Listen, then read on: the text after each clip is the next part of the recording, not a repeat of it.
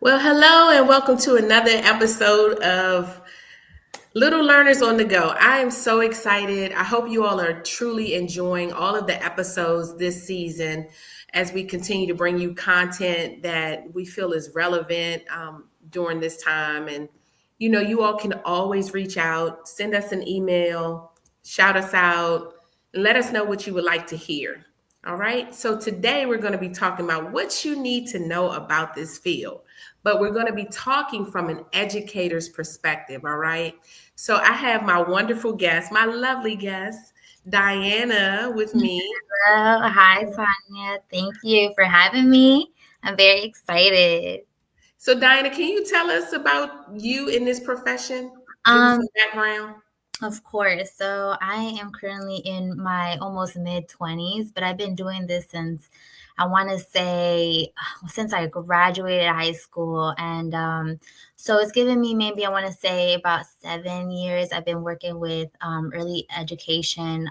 So I've been a lead teacher for about 5 years now. I've done babysitting, nannying when I was very young. So I've had a lot of experience with children, and I've stayed in this profession this whole time since I started college. I knew I wanted to be a teacher, and so I've been going forward with that, and I've been having different. Occupations of being a lead teacher, that's being with a private company, that's just being my own, and also now with the public school system. So I've had a lot of background and a lot of opportunities to go ahead and learn how to be an educator in this field. So it's been a lot. Well, that's good to note and to hear it from that perspective because you really need to, I think, is speaking to one of the characteristics about being in this field, and that is that it has to be a passion. I believe Mm. it really does. I was a little different. I went, I worked corporate America, but it was always my heart's desire to, my husband would say like, children are always following you and da da da da da, and I just really love children. Like I love children, and so I remember I was like, oh, I'm bored in corporate America. Like, this is not it.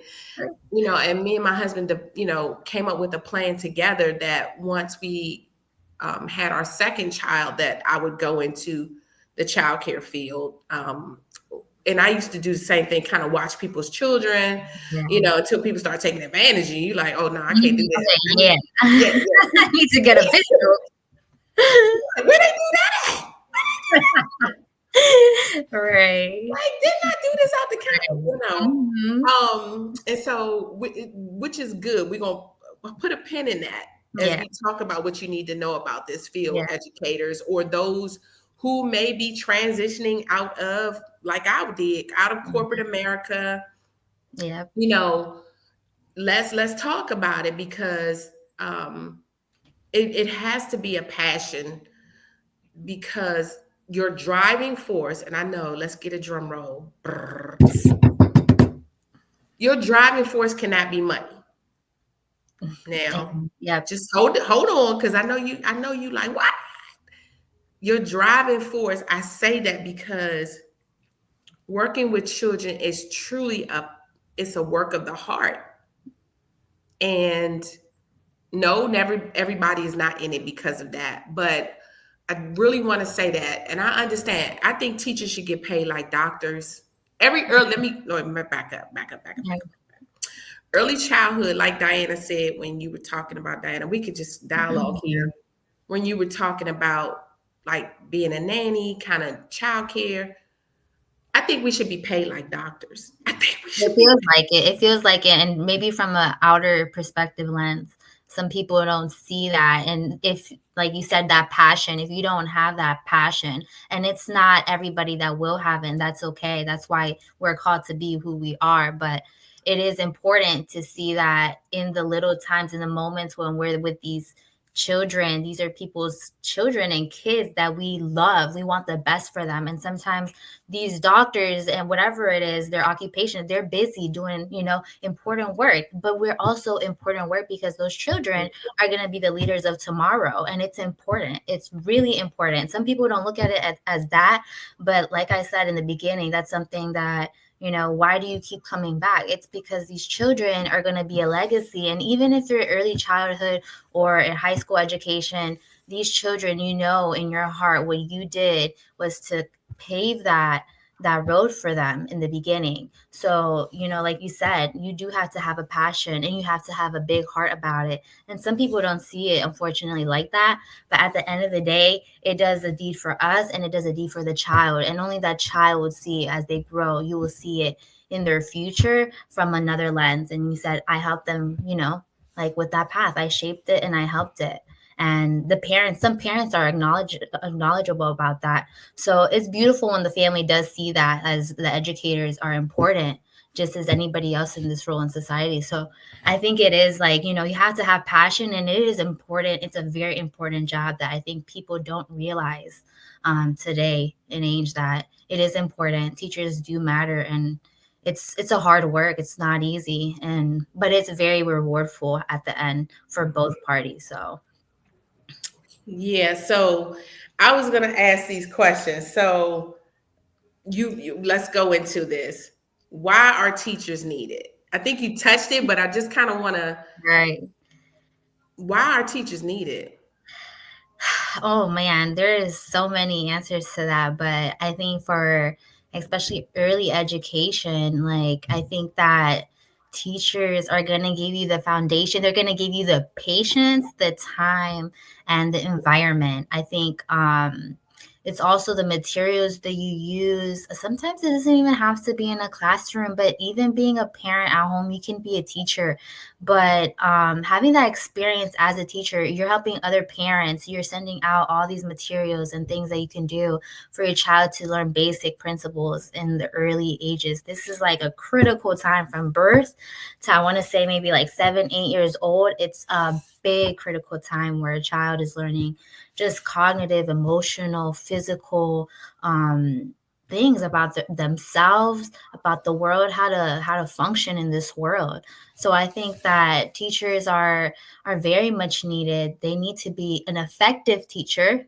An effective teacher will really help and just guide a child and allow them to problem solve in a world where there's always going to be problems. So I think that teachers are just whatever teacher you are, if it's special ed, early ed, it's going to be needed some way, somehow. A children is going to benefit the time that you put and you sit with them.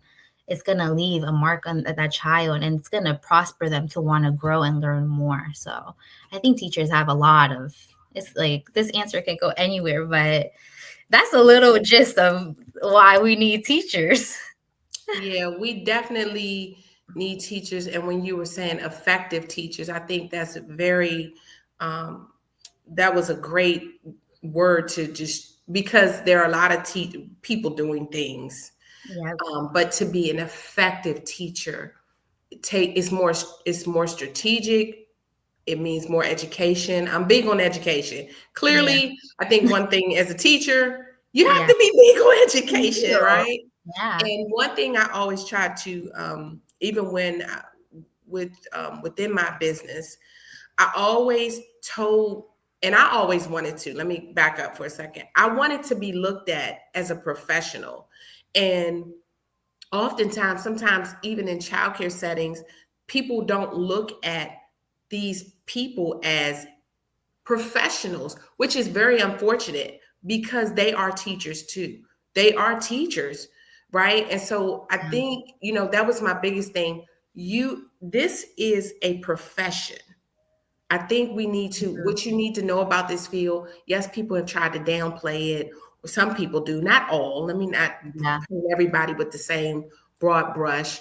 But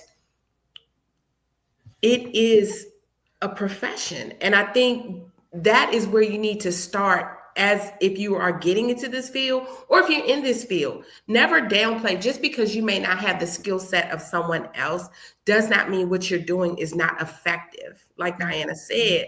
And Mhm. so sometimes you will feel in this role that, sometimes, I mean, I can just speak from it, right? That you could feel like less than, or like, am I making impact, right? Or is the work that I'm doing working? Yeah. Am I helping? And so I just wanted to note that. Is it, let me see, is teaching becoming a lost art? Oh, that's a good one. To me personally, you know, I feel like this can go beyond sometimes. Like I said, it depends in the environment you are. Um, like you said, you have to have the passion, but also the support as a teacher, like you said, the support. And I mean that in your environment, so your work environment, I mean administration, are they helping you? Are the coworkers that you work with your team, are they helping you? Do you have somebody to talk to? Do you have a support system? I think that this really leads into that question, like, is it going to either help build you, or is it can break you? Like, some teachers, they sometimes they feel all this load, but some teachers are so fortunate, and some environments do hold that they are important, they have the support, and they have the team that they want to help them. So I think honestly it depends on that. It depends on yourself too. Sometimes we are put in positions that we feel like we need to stay, but there's so many positions out there that in teaching, and it takes some time. But I feel like it will always be a work of like, it'll be a work of art always. But it really depends on the individual teacher, if what they make out of it, of their experience. Because sometimes we're just put in these experiences in a teaching environment, and sometimes we don't like them, and we think that this is the way it's going to be forever, and it's not. It shouldn't be that way. It shouldn't be that way.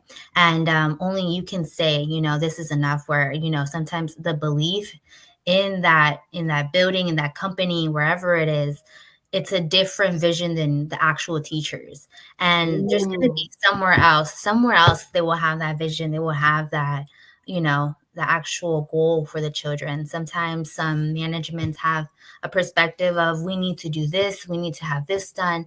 But then there's other places that, okay, let's start with a child. Let's sit and actually think about the things that are really, really beneficial to the child. So there's some things that are, it's just more workload for teachers. And then there's some that are, okay, let's talk about the children. And that's how it should be. That's how it should be. And I think it just really depends on the teacher. It can be, make the most out of it. And there's some teachers I hear that are burnt out, like by the second year they start this profession. And there's teachers that are in it 30 years plus, and they're like, this, I would never leave this job. Like, no one's taking this, classroom from me. Like, I love it, I'm never leaving. So you get that different perspective, like, why so? How is this so different? And I think it's just really that leading factor is like the environment, the support that you get as a teacher. So I tell, all these teachers I see online saying, I'm scared. Like, I remember I was doing my internship and I was seeing a bunch of videos like, don't do this, like, you're going to regret it. And I was like, I'm almost done with my degree. Like, I don't have an option. But then I was like reading some comments. It's true. Like, you are not going to, like, if it's so many opportunities out there that you Mhm. just have to seek and find, and you're going to learn with more time, like, what it is that's truly meaningful to you. Like, what do you want to do by the end? Is it just be under, an umbrella and have to do whatever, admin and management says? Or do you want to find, like, somewhere that you feel fit and where you're able to prosper as a teacher and in your environment? So I think it's honestly up to the teacher. Like, everybody in this world, like, teachers have a different experience. And I think it really can make you or break you, like I said. And um, I don't know about you, but I think it's a work of art no matter where I am. And sometimes even if I'm put in a position where I'm like, I don't really like what I'm going like what's going on in this season of teaching, but I always get back. I try to sit down and tell myself like there's a child that needs me and they're looking forward to see me. Like Mm. I know a student is gonna be there, and maybe I don't feel great in the season, but I know the students. Like I go to students that are happy, that are looking forward to seeing me, that don't want to miss school because they want to see me, and that is the passion that you need to have. That you're gonna go back and see those students. So I think honestly, teaching is a work of art, regardless. It may feel sometimes like not so, but it really is. No matter what you're going through, it's a work of art to your students. So And it is a work of art. And again, my question was, is it a lost art? Because, let's talk, everybody. If you're getting into this field, and maybe some people you're thinking about getting out of this field, I don't really know where you are. But during COVID, we saw a lot of teachers, not just this profession, but we're dealing with educators, just kind of jump ship, because of everything that can come with this position, and we're gonna just keep talking about this, Donna, because we're gonna flow into the other one yeah. while we're doing this, okay? Mhm. But you will get burnt out. You can get burnt out. Um, but what I love what you said was there are different opportunities within the field of education, right? So you Mhm. don't have to get stuck in one portion of early childhood education, right? I Mhm. mean, maybe you can do, I've done mentoring, you can mentor. There's other ways to build Yep. on being in this field.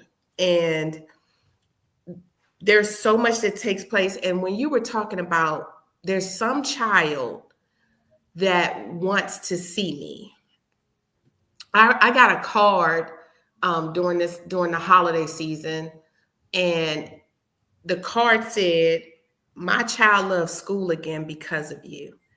And I have thought about getting out of this profession. Well, wait, let me not say that. That's not true.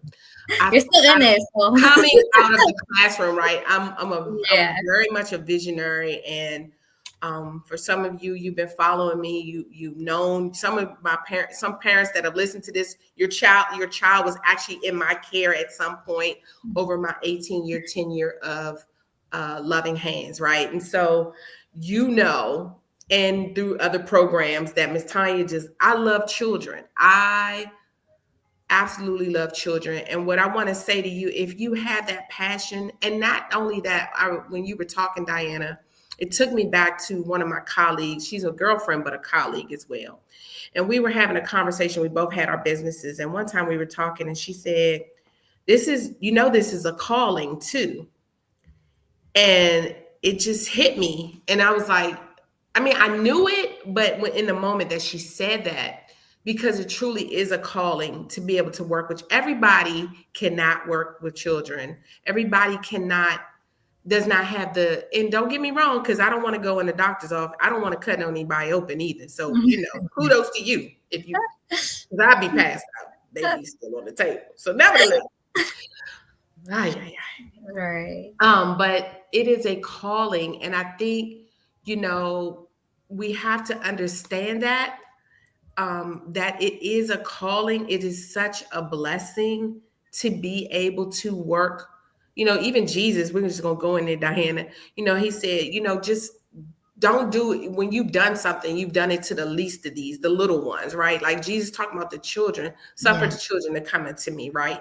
So children truly are, they're like, I feel all I see is like Play-Doh right now. But you can mold a child. Don't get me wrong, as life goes on, but if you're molding them early, it will make the difference later. It And will. even through all of the studies, you all can, I'm not going to give them all, but statistic wise, if we are like Diana said a moment ago, if we are doing this now when they're young, a lot of things we're not going to see in society. I remember as a teacher, we used to reverence teachers, you know, regard them highly, respect teachers when I was growing up, Mhm. And I think that that still needs to be, but I believe that it, like you said, Diana, it has to be centered around the child. And Exactly. yeah, because when I thought I had that, I that Superman cape on, that S, Superwoman. I'm not playing. Super. Had Exactly. that S on my back and on my chest, and you feel like you can save every child, right? Mhm. You do. You're like, I'm gonna save every child, da, da, da, da, da, and I'm gonna help you. You're not gonna be able to save every child. I'm gonna help you Yep. because you need to know that about this field. You're not gonna be able to save every child, but like Diana said, you can plant a seed. You Exactly. can show them something. Mhm. As a teacher, as an educator, it is our job to help children get it, Yeah. whatever that it might be at the time, Yep. is to help them get it. And it can honestly be like the simplest thing. I mean, honestly, to me, Tanya, firsthand experience that I have a student that I have not had experience with, you know, this behavior. And sometimes, really, the students sometimes, when we talk about it too, that it could be admin management, but sometimes we do have students that are going to take out a lot from you physically, mentally, sometimes truthfully. And that honestly can also is something that we don't talk about too. I feel like in the beginning we're like, oh my god, my students are going to be perfect, I'm going to have all these kids in my class, but sometimes we don't know what we're walking into. And that's something every teacher, I think, is like kind of like, okay, I'm excited, but I'm like, what am I walking into?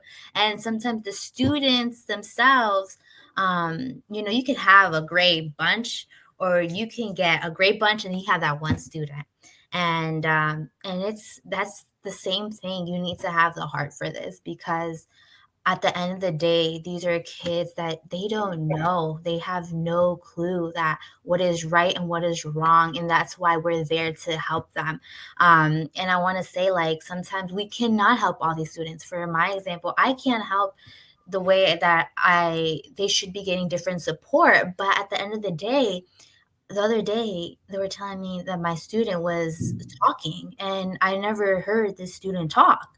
And I sat down and talked to them, and they ended up talking back and saying just a yes and a no. And this is a big thing. Like, for some children, you think sometimes that they're all on the same timeline, but they're not. And when you find that little moment and you said, I didn't feel like I've been able to help the student, but then people were like, like, you're doing such an amazing job. My student is now talking. And you sit there and you're like, wow, like, that is what I have been shaping. Like, that is from everything that I've sat down, and I didn't think that it was working, but they're listening. That child is listening. They're watching you do everything. Those little moments that you, like, what you say, what you whisper, like, oh my gosh, they see all that in your face. And that student is going to take it and they're going to mimic you. They're going to mimic everything that you do. So it really is a big show that you're putting on for, the child too. Like, they're gonna benefit from it. And so I think the little victories are those moments when you sit and think, wow, like, that is what I've been shaping. Like, everyone else, there's also a village included, but they're mainly with you. I mean, you're with Yeah. the child for like 7-8 hours. So I mean, that's like half of their day. Like, and it's just you. It's just you in that classroom with that child. And with your IA or your assistant too. But at the end of the day, like, what you're working with that student, and then you see it and you're like, wow, like, you feel pretty good about it. So I think it's the students too, something that we definitely we like cross our fingers. But hey, what are you gonna do? Like, kids are kids. Like, and like you said, God gives us blessings, and He puts these children in our hands for a reason. He knows that we can do it. And only you can know how to help the student. So I think it's something that it's still a teaching moment, and whatever you get handed, you can make it a teaching moment for the child and yourself. So when you were talking, what I saw was a seed, right? Like we had talked about. So teachers, or maybe you're a gardener. I don't know. Maybe you have. I don't have a great that part, but Right. I want to say, like, educator, or if you're thinking about coming into this field, close your eyes, right? And when you plant that seed, you don't see anything. You don't see anything, but you know that you put that seed in the soil, right? So you're watering it and you still don't see anything. You literally see nothing, but you know that you put that seed in the soil. Exactly. And so now maybe it's like Diana, when you were saying about the student now saying yes when they were saying nothing at all, right? Maybe it's 2.5 months later. Now this is after you have been toiling. You go back, you're checking that soil. Like, Yeah. I know I put that in there. Let me make sure this is not dry. You still been watering there. Maybe some days, you don't have as much to give. But you give what you can, right? Or maybe you need to take a day Exactly. off, because we're gonna talk Yeah. about this. But at some point, given the right environment, you are gonna see a bud. You're gonna see the Exactly. seed come up. And so it's the you when you said that, and I've seen this, and one thing for me, and I want you all to hear, I've seen one thing that never has ever gotten old to me is when a child discovers something. Like, it could be, I don't know what it is. Like, give me an example. Maybe they can open something.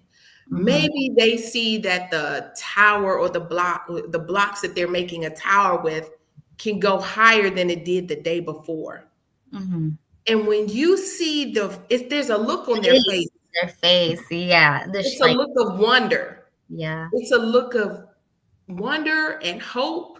It's like And it's like a pure, genuine moment, like a spark, like a light bulb has switched on their head, and it's a beautiful like moment. It doesn't happen often because they don't see like these teachers. You're getting these this only what they're gonna like, or maybe it's something they've never seen. So it's an opportunity, and you see that genuine like and they're just like they want more, and you don't like that opens a whole like ship for so many opportunities after that. And it's a great moment to see the students when they And realize. what else you need to know about this field is that you're the teacher, but you're not the everything.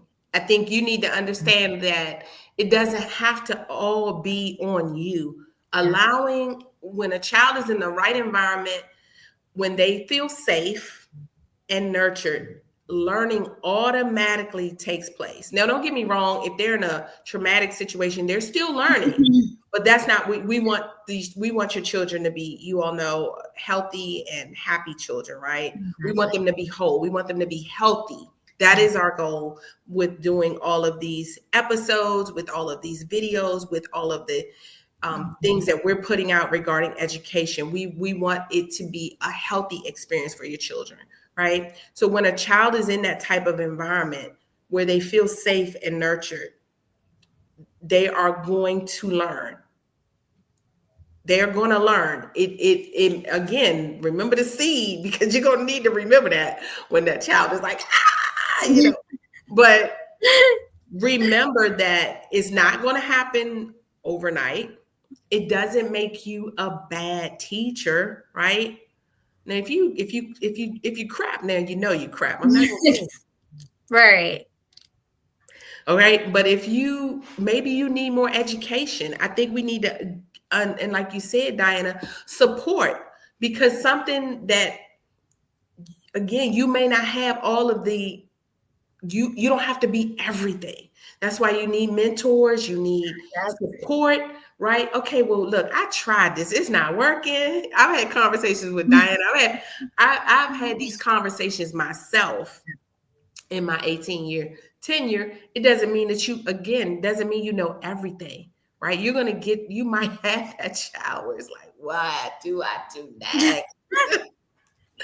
You might have a tantrum like you're two, but that's not the point. We're both having tantrums. Me and it's okay.